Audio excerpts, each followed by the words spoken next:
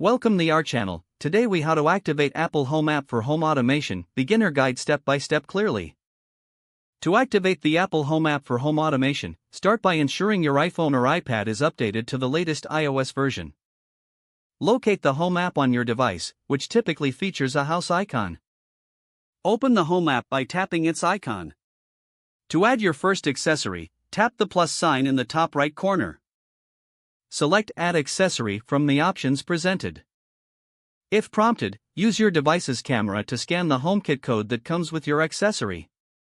Alternatively, you can choose Don't have a code or can't scan to manually enter the code. Follow the on-screen instructions to connect your accessory to your Wi-Fi network.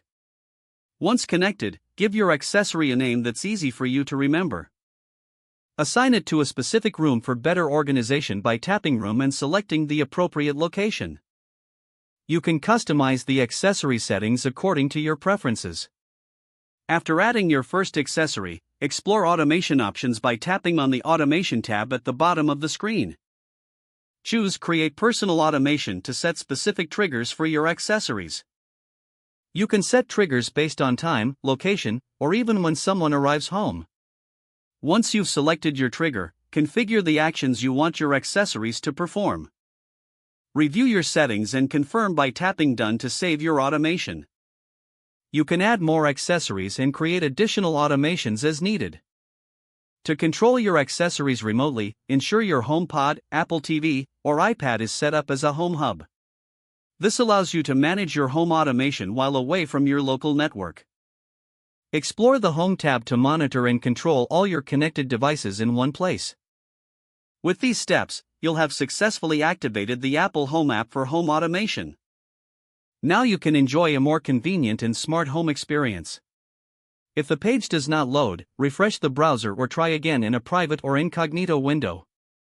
Make sure you are using the correct email address, then retype it carefully to avoid small typos. If your password is not accepted, use the reset option and create a new strong password you can remember. Check your spam folder for verification or security emails, then complete any requested confirmation steps. Enable two-factor authentication if available to improve account security and reduce unauthorized access risk.